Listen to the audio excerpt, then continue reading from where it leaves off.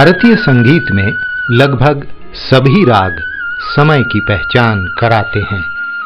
समय जो नित्य है, निरंतर है, गतिमान है। समय जो बदलता है लेकिन शाश्वत है। समय के चेहरे का, समय की उम्र का, समय के स्वभाव का, समय के संस्कार का, समय के उत्थान का, समय के अवसान का बोध कराते हैं राग। ऐसा अक्सर होता है, हम आप कोई धुन, कोई सुर या कोई राग सुनकर अनायास कह उठते हैं, यह तो सुबह की हंसी है, यह तो वसंत की आवाज है, यह तो शांति का स्वर है। लेकिन क्या कभी आपने ऐसी शख्सियत को देखा है जो किसी खास सुर को अपने स्वभाव का पर्याय कहे? इस शख्सियत की तरह मेरा स्वभाव कैसा है तो तीव्र मध्यम जैसा है। ये शख्सियत हैं दत्ता भाऊ, दत्तात्रेय शंकर सावले। दत्ता जी शिक्षक हैं, जीवन के हर क्षेत्र में विद्यार्थियों के सहयात्री शिक्षक, ज्ञान के खोज कर्म में लगे यायावर शिक्षक। हमारे फ्रेंड, फिलोसोफर एंड गाइड। मैं जब 10वीं पास होके साइंस लेने को जी चाहता था मेरा, तब बहू बोले कि नहीं, तुम्हारा पिंड जो है वो आर्ट्स का है, तुम आर्ट्स करो। तो मैं बोला ना, मेरे सब दोस्त जा रहे हैं साइंस पढ़ने के लिए, मैं भी साइंस पढ़ूंगा। 12वीं में मैं फेल हो गया और मैथ्स में फेल होने के बाद सब लोग मुझे गाली दे रहे थे, कुछ ऐसा कर रहे थे कि क्या पढ़ाई नहीं की, हॉस्टल में जाके खेला कूदा, जो सिनेमा देखा होगा, ये करा होगा। भाऊ एक ही शब्द, एक ही लफ्ज मुझे नहीं कुछ कहा कि तुमने गलत किया, ये हुआ, ऐसा हुआ, कुछ नहीं कहा। एक ही शब्द कहा कि अब साइड बदलो, बस आर्ट्स को चलो। जब मैं 12वीं आर्ट्स को गया तब मेरी डिवीजन में मैं फर्स्ट आया और बाद में पढ़ाई के लिए हम तीनों भाइयों को उन्होंने फर्ग्यूसन कॉलेज भेजा। दत्ता भाव के लिए समाज को पहचानने की खोज करना सीखने की यात्रा है। दत्ता सावळे माझे 59-60 सालापासूनचे मित्र। आमचा एक मित्र परिवार साने गुरुजींच्या विचाराचा, सेवा दलातला संस्कार झाला, समाजवादाचा विचार मांडणारा आमच्या मित्रांनी त्या गावामध्ये दीर्घकाळ शाळा कधीच चालली नाही, अनेक तिथे शाळा उभी केली। आमचे दत्ता सावळे 60-61 सालीच्या शाळेमध्ये होते। आम्हाला सगळ्या मित्रांनी आंतर भारतीय शिक्षण मंडळ उत्तूर नावाची एका खेडेगावामध्ये संस्था सुरू केली आणि मग परिसरातल्या अनेक मुला मुलींना शिक्षण घेण्याची संधी मिळाली। शिक्षणानं परिवर्तन होतं याचं दर्शन आम्हाला घडलं। तो अनेक ठिकाणी त्याची सत्यता पडताळून पाहण्यासाठी त्यांनी आपले साथीदार निर्माण केलेले आहेत। हिवाळ्यानं, आदर भावनेनं आणि मन भरून घेऊन बोलतात ते मी सकाळपासून या ठिकाणी पाहतो। गोडी निर्माण होईल आणि महत्व कळेल यासाठी काही छोटी छोटी शिबिरं त्या ठिकाणी वारंवार भरवली जात असत। एक नाही, पण त्यांनी जे सांगितलं की मी आयुष्याच्या एका वर्णावर अतिशय अस्थिर असलं, काय करायचं हे मला कळत नव्हतं। और दत्ता जी भी जिन जिन लड़ाइयों से देश भर में जुड़े हैं, उन्होंने हमेशा ये पहला कदम माना है कि हम पहले इस बात को देखें कि अपनी वास्तव को लोग कैसे समझते हैं, अपने दुख को कैसे समझते हैं, और छोटा सा रास्ता अपनी अपनी वास्तव में कृति की तरफ बढ़ने का, वो पॉलिटिकल स्पेस हर कोई कैसे ले पाता है, वहां से राजनीतिक लड़ाई शुरू हुई। सामाजिक परिवर्तन में अनेक गंभीर विषयों को लेकर जब चर्चा चलती थी तो उसको एक प्रासंगिक दलित साहित्य के संदर्भ देना, प्रासंगिक और दूसरे थिंकर के उसको प्रासंगिक संदर्भ देना और अपने ज्ञान को और प्रगल्भ करना और तरुणों को एक प्रोत्साहित करना, ये काम उन्होंने लगभग हमारे साथ किया। की जो पद्धति है उसमें हमारे गांव के कार्यकर्ताओं से जो उतनी ही मुक्तता से और कार्यकर्ता भी उनसे उतनी ही मुक्तता से बात करते हैं और वो दिशा कार्यकर्ता को वहाँ के हमारे आदिवासी कार्यकर्ता, गांव के कार्यकर्ता उनके साथ में जो दृष्टि देने का जो ये है वो उन्होंने काफी दिनों तक किया है। दत्ता जी प्रशिक्षक हैं, पूरा देश उनकी कार्यशाला है, वह सबको सुनते हैं और कहते हैं तुम अपने दिल दिमाग को सुनना सीखो, उनसे संवाद करना सीखो। राजस्थान से लेके हर जगह में जो पर्दानशी महिलाएं जो पहली बार पूरे घूंघट के साथ शिविर में आती है और वो 2 दिन के अंदर उसकी घूंघट खुल जाते हैं और वो दत्ता जी जो प्रशिक्षक है वो दत्ता बहन बन जाते हैं। हर एक के अंदर की जो कला को उभारने की जो ताकत है एक प्रशिक्षक के रूप में वो मैंने इनसे सीखा। वह बोलते हैं, पूछते हैं, कहते हैं खुद से सवाल करो, सवाल करने का साहस करो, यहीं से समाधान का रास्ता खुलेगा। छोटे छोटे प्रश्न, छोटे छोटे सवाल। आप खेती करते हैं तो ऐसा क्यों करते हैं? यहाँ जो खेत में मजदूर काम करते हैं उनके साथ आपका क्या रिश्ता है? बाहर गांव में जो आदिवासी लोग हैं उनके साथ आपका काम कैसा है? वो आपको मिलने आते हैं कि आप उनको मिलने जाते हैं? छोटे छोटे सवाल और धीरे धीरे वो बड़े सवाल होते जा रहे हैं।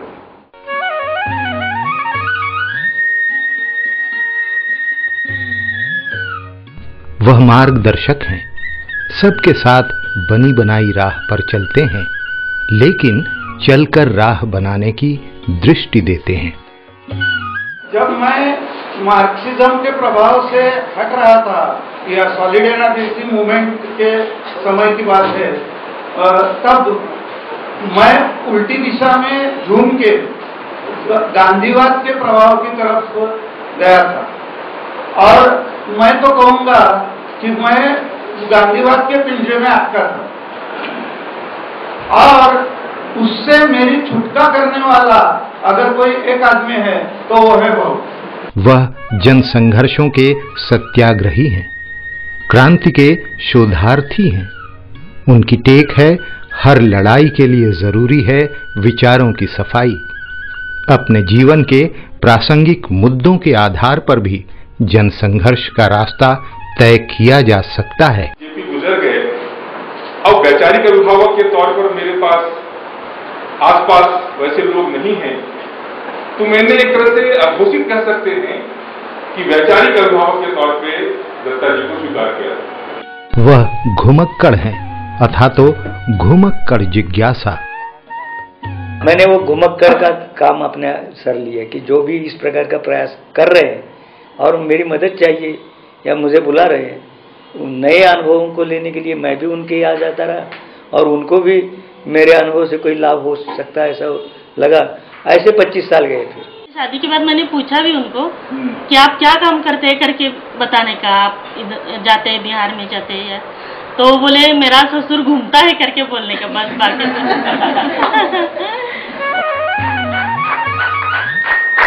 तीव्र मध्यम सांध्य राग जैसे स्वभाव के दत्ता भाव की आयु आज 75 वर्ष पार कर चुकी है।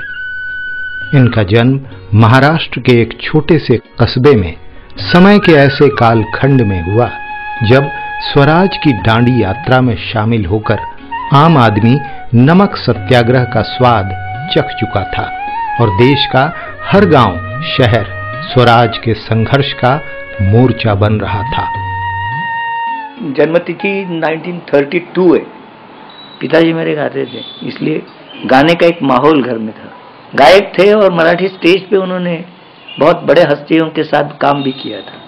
शंकर नाम है उनका। बाद में उन्होंने स्टेज का काम छोड़ दिया, संगीत के प्रति लगाव उनका रहा। बाद में ड्राइविंग सीखा और फिर वो एक तरह से मैकेनिक बने और मैकेनिक बनने के बाद फिर शादी हुई, एक जगह स्थिर हो गए। पंढरपुर व पास पड़ोस के लिए आज भाऊ भले ही घुमक्कड़ समाज कर्मी हो, अपने परिवार के लिए धुरी के समान है, आदरणीय, अनुकरणीय अभिभावक। अपनों के लिए स्नेह, चिंता व कोमलता का अद्भुत मिश्रण। मुझे लगता है अब इस एज में उन्होंने इतना काम करना नहीं चाहिए। गटर साफ करेंगे, रोड में इनसे भी बोलिए तो मुझे पसंद नहीं रहता, क्योंकि क्यों इतना कर रहे हैं आप, अब बस करो, ऐसा मेरा कहना है। तो वो नहीं सुनते, वो कहते हर लोग तो अपना घर का करते हैं, लेकिन मैंने कुछ अलग किया तो क्या। इतिहास में कोई जो व्यक्ति है उनके बारे में, हमारी पढ़ाई में कुछ अगर हमें सवाल हो या कुछ शंका हो तो हम उन्हें पूछते हैं। मुग्धा जब छोटी थी, जब आएंगे तब रोज घुमाने लेके जाएंगे या उससे ज्यादा लगाओ। जो सबसे छोटा है, अभी ईशिता छोटी है, यानी इसकी लड़की है वो छोटी है ना, तो उससे उनका ज्यादा ये होता है। वो भी अबा आया करके इतना नाचती है, ये करती है। और वो फैमिली के बारे में बहुत ज्यादा सोचते हैं, इतना सब मिलजुल के रहना, इतना ज्यादा वो कहते हैं कि नहीं वो नहीं आया, ये नहीं आया, उसे खाना दिया कि नहीं, बहुत ज्यादा उनको इसका ऐसा है। अपनों और अपने परिचितों सबको एक सूत्र में बंधने के लिए प्रेरित करने वाली अगाध आस्था के न्यासी। मेरे पिताजी ने कम पढ़े लिखे थे, 7-8 लड़के होने की वजह से फाइनेंशियल पोजीशन बहुत खराब थी, लेकिन जब मुझे किसी भी चीज की जरूरत थी तो इन्होंने जो है हाथ बढ़ाकर मुझे थामा और मुझे तसल्ली दी।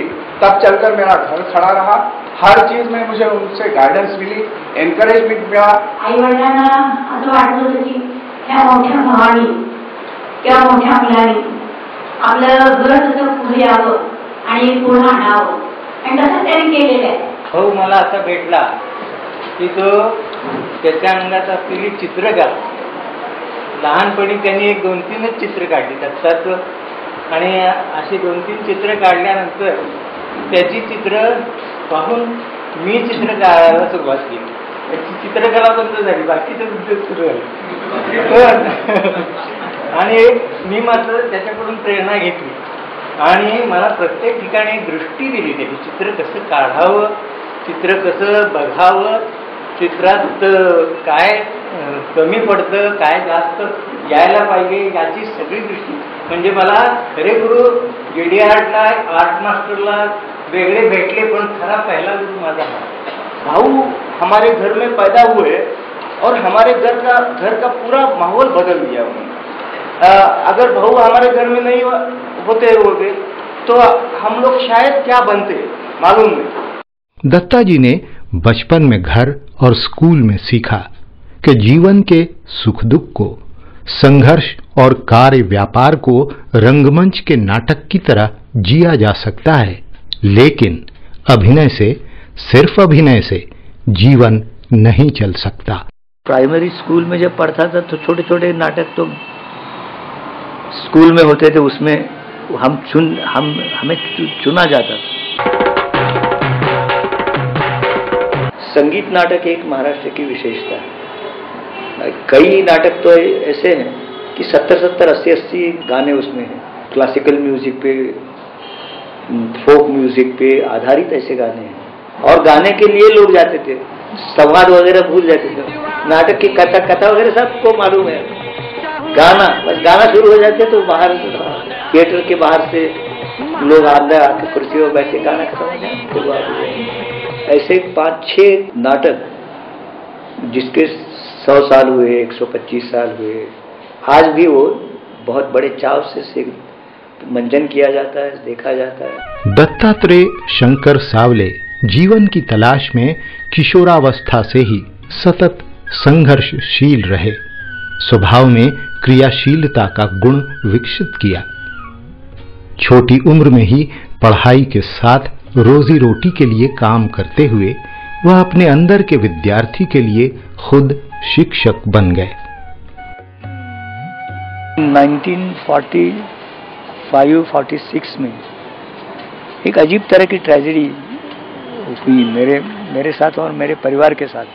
उस समय जो बसें चलती थी उसका राष्ट्रीयकरण हुआ, हमारा धंधा बंद गया। और धंधा बंद होना इसका मतलब है कि पेट बंद होना। मेरे भाई बहनें मुझसे छोटे थे, मैं ही एक ऐसा व्यक्ति था कि जो कुछ कमा के ला सकता है। पिताजी कुछ करते थे, मैंने एक छोटी वाली दुकान उन्होंने लगाई थी, लेकिन में 4 दफे मैं बाजार करता रहा और आके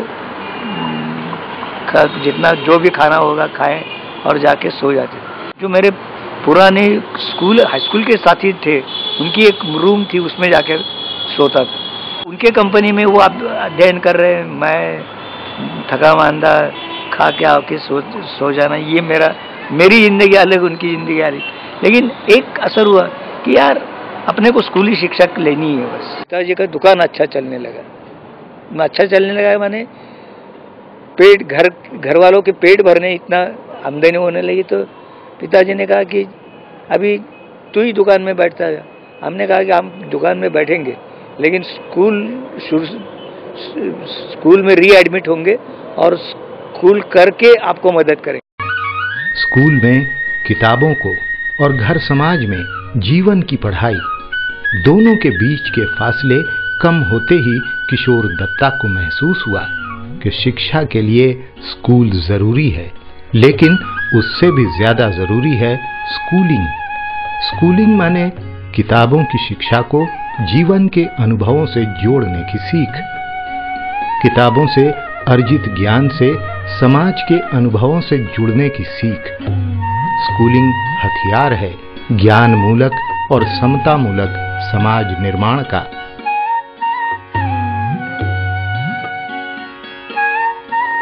पाठशाला खुला दो महाराज, मोरा मन पढ़ने को चाहे पाठशाला। अम्बुआ का पेड़ यहाँ ठूठे का ठूठा, अम्बुआ का पेड़ यहाँ ठूठे का ठूठा। काला हो गया हमरा अंगूठा, काला हो गया हमरा अंगूठा। यह कालिक मिटा दो महाराज, मोरा मन पढ़ने को चाहे पाठशाला। खुला दो महाराज, मोरा मन पढ़ने को चाहे। पढ़ाई कमाई के इस दौर में दत्ता जैसा किशोर आजादी के आंदोलन से अछूता कैसे रहता। उसने माँ और मामा की वजह से खुद को आजादी के आंदोलन के गर्म और रोमांचक माहौल में घिरा पाया। घर तो जैसे हर तरह के आंदोलनकारी के लिए पनाह लेने का अड्डा बन गया था, अहिंसक सत्याग्रहियों का भी और सशस्त्र संघर्ष से जुड़े समाजवादियों का भी। पिताजी से जैसे नाटक आया, वैसे मेरे माँ के जरिए से ये सारा राष्ट्रीय आंदोलन और क्रांतिकारी आंदोलन और विचार वगैरह सब ये उससे वहाँ से आए। माँ के 2 भाई राष्ट्रीय आंदोलन में थे, तो उनका प्रभाव हम सब बच्चों पे था। मेरे नाना जी शिक्षक थे, 7 रुपए महीना उनको तनख्वाह मिलती थी। तो वो छोड़ के वो जाना चाहते थे राष्ट्रीय आंदोलन, तो वो इसलिए वो जज से लेकर पूना तक वो पैदल चले और ये लोकमान्य तिलक को मिले और उन्होंने कहा कि मैं भी आके यहाँ आपके काम, स्वराज्य के काम में हाथ बटाना चाहता हूँ, तो आप मुझे काम बता दीजिए। तो उन्होंने, आप कहाँ से आए? तो जज के। क्या करते? तो शिक्षक है। तो ऐसा करिए, आप जज जाइए, शिक्षा का काम ही ढंग से करिए, वो स्वराज्य का काम होगा। बचपन से पग पग पर गुलामी की मार सहते किशोर दत्ता सावले ने 15 साल की उम्र में आजादी की ऐसी मिठास चखी जिसने उसके जीवन की धारा ही बदल दी।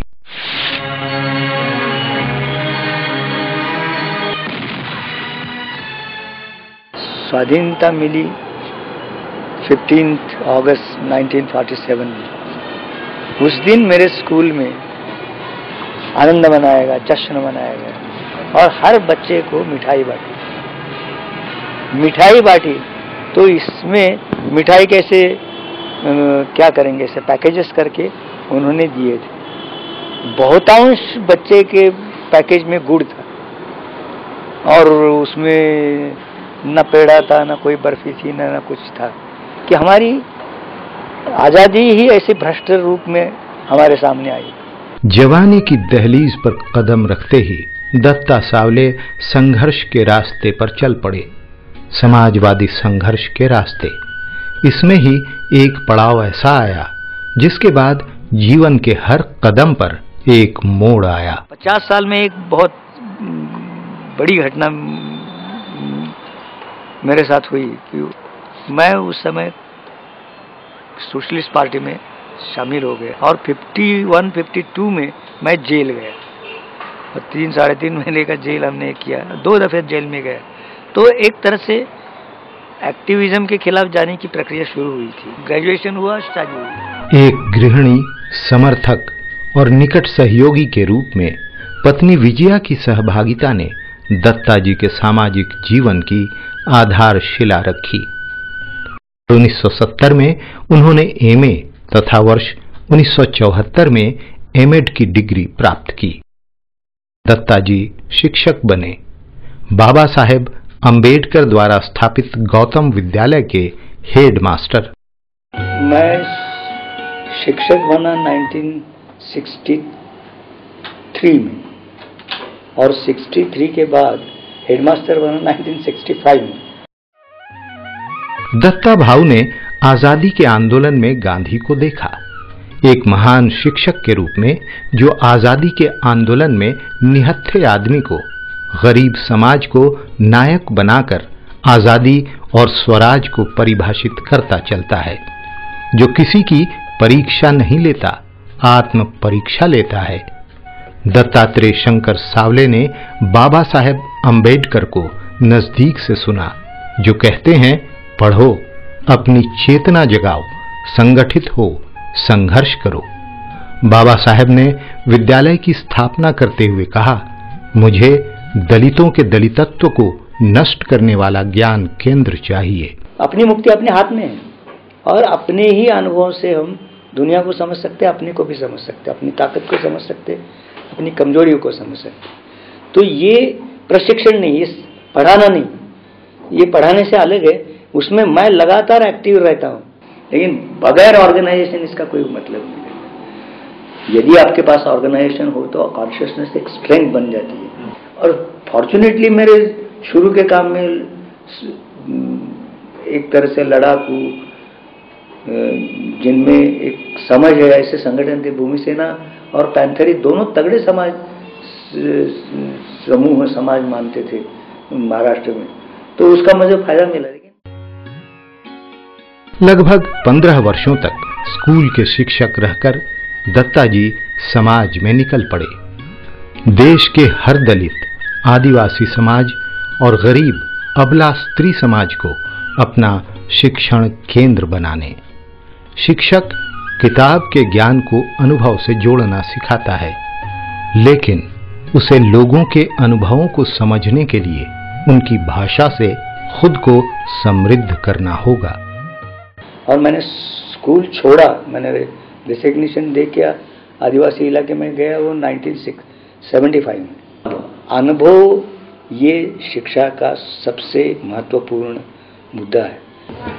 एक तरह से संवाद की प्रक्रिया, इर्द गिर्द के नैसर्गिक सामाजिक वास्तव को समझने के तरीके, उसी से कुछ निष्कर्ष निकाले, कुछ लॉज निकाले, उसका इस्तेमाल करे, दुनिया बदले, उसी से शिक्षा की प्रक्रिया, अलग तरह की प्रक्रिया निरंतरता से चलती रहे, ये स्कूल का काम है। समाज में आकर दत्ता जी ने ज्योतिबा फुले को पढ़ना शुरू किया और फिर उन्हीं के विचारों को जन शिक्षा के प्रसार का अपना हथियार बनाया और पग पग पर पांव में सवालों के पड़ते छालों की परवाह नहीं की कि आज गरीबों के लिए लिखे शब्द उसके अपने नहीं हैं, शायद इसीलिए वह निरक्षर है। फुले को पढ़ना शुरू किया और समझ में आने लगा कि हिंदुस्तान की परिस्थिति में इसका क्या महत्व है, ये समझ में आने लगा। तब हमने एक काम किया कि चलो ये सारा विचार हम लोगों तक ले जाएं। फुले के 50 से ऊपर मैंने शिविर लिए और सभी तरह के कमजोर वंचित समाज साथ किए, औरतों के साथ, किसानों के साथ, मजदूरों के साथ, दलितों के साथ। लड़ाई के लिए जो एक वैचारिक सफाई की और विश्लेषण की ताकत और वास्तविकता को समझने के जो टूल्स है फुले के, वो ज़्यादा महत्वपूर्ण है। विचारों को समझना, विचारों को अपने परिस्थिति के साथ जुड़ना, उसी में से नई भाषा, नई अभिव्यक्ति की पद्धति ऐसी इवॉल्व होती और बहुत अलग अलग तरह के अनुभव उसमें आए कि ये कोई कितना भी कठिन जटिल ऐसा विषय हो, अपने जिंदगी के रेलेवेंट इश्यूज के आधार पर यदि समझने की कोशिश करेंगे तो वो समझ में आता है, उसका उपयोग भी हम कर सकते हैं। इस प्रकार के मेथोडोलॉजिकल समाधान मुझे मिला था। परवशता पाश दैवे ज्यांचा गळा लागला, असुनी मालक घरचा म्हणती चोर त्याला। परवशता पाश दैवे ज्यांचा गळा लागला, बाईनी धरण धरण धरण बांधिते माझं मरण मरण मरण कांडिते न बाई मी धरण धरण धरण बांधिते। महाराष्ट्र में जब ये शुरू हुआ, गरीबों के संगठन की बात शुरू हुई, एक थिएटर, एक लोगों के पीपल्स थिएटर वाली बात शुरू हुई, तो उनमें कई ऐसे, और वो सारे के सारे दलित वगैरह फैमिली, मैंने परंपरागत रूप से गाना बजाना ये उनका काम था, तो उन्होंने इसमें लाया 2-3 अप्रतिम गायक कवि उनमें से निर्माण हुए और उन्होंने बहुत मदद की। मैंने एक तरह से राजनीतिक संगठनों को भी मदद की।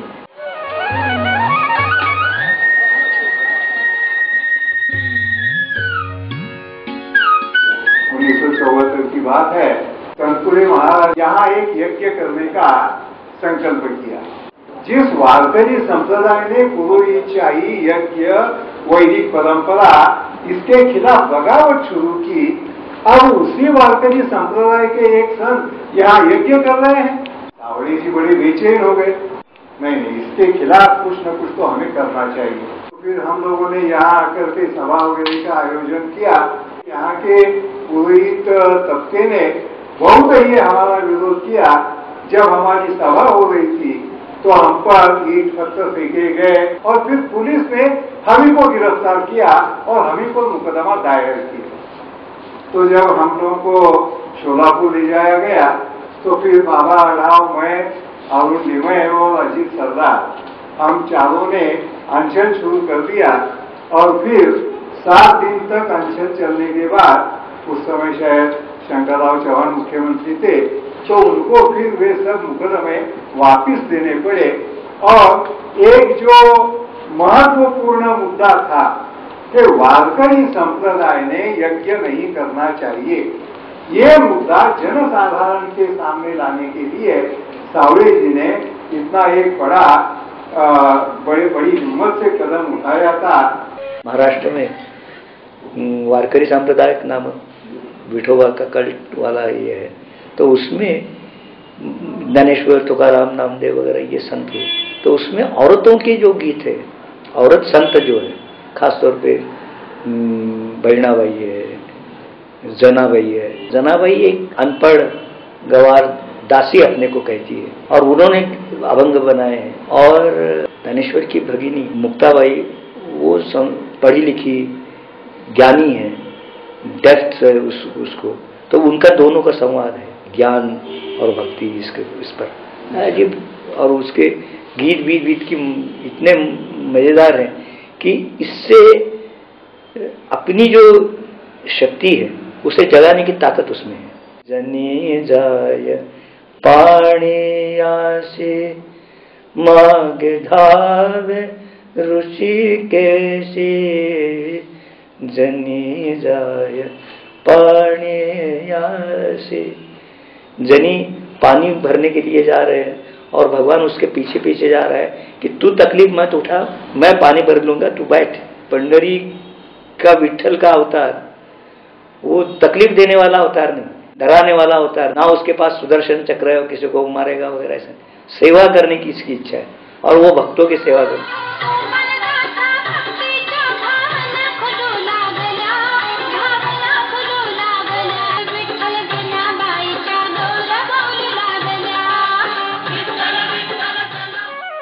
दत्तात्रेय शंकर सावले की यात्रा जारी है। उम्र की गहरी रेखाएं चेहरे पर दिखती हैं, पर हृदय की गहराइयों में समाया यायावर घुमक्कड़ शिक्षक आज भी देश के किसी भी इलाके के दलितों, आदिवासियों और वंचितों में उनकी अपनी शक्ति में भरोसा पैदा करने के लिए, उनकी पीड़ा अभाव को बांटने के लिए घर से निकल पड़ने को तत्पर है, यात्रा रथ है। दो गाने किसी ने मुझे, मेरे भाई ने, किसी ने एक कागज पर लिखे थे और कागज वो ऐसे ही पढ़ा गया था, तो हमने संभाल एक था कि उस समय वो कागज लिया और उसी गाना रेडियो पर बजने लगा। तो गाने के बोल मेरे पास है और गाना भी शुरू है, तर्ज तो मेरे दिमाग में सही से पकड़ जाते हो, मैंने तर्ज नहीं भूलता, शब्द मैं भूलता रहता। और मेरा गाने का एप्रिसिएशन ऐसा ही है कि या तो शब्द के पीछे जाओ या तो सुर के पीछे जाओ। तो जब सुर के पीछे जाता हूँ तो शब्द भूल जाता हूँ, शब्दों के पीछे जाता हूँ तो स्वर भूल जाता हूँ। भाग्य से दोनों चीजें इकट्ठी आई और ये किया, तो फिर एक कैसेट में वो गाना था, तो 2-4 दफे लगाया और ऐसा लगा कि ये पूरा गाना याद रखने वाले ऐसे 2-3 गाने हैं। उसमें 1-2 मराठी हो गए, 1 या 2 मराठी है और एक हिंदी, ये एक है और दूसरा था वो भी भूल गया। सारंगा तेरी याद में नैना बेचैन, ओ मधुर तुम्हारे मिलन बिना दिन कटते नहीं रे, ओ सारंगा तेरी याद में नैना हुए बेचैन, ओ मधुर तुम्हारे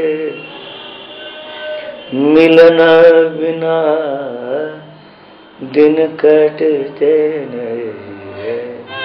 वो अम्बुआ का झूलना, वो पीपल की छाँव, वो अम्बुआ का झूलना, वो पीपल की छाँव, घूंघट में जब चांद था, मेहंदी लगी थी पाँव, आज उजड़ के रह गया, आज उजड़ के रह गया, वो सपनों का गाँव, ओ सारंगा तेरी याद में।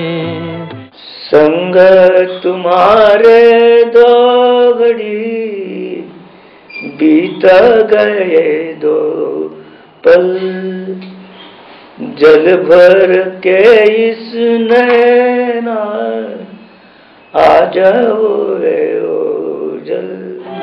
सुख लेके दुख दे गई, सुख लेके दुख दुख दे गई, दो अखियां चंचल। ओ सारंगा तेरी याद में नैन हुए बेचैन। हो मधुर तुम्हारे मिलन बिना दिन कटते नहीं रैन। हो सारंगा तेरी याद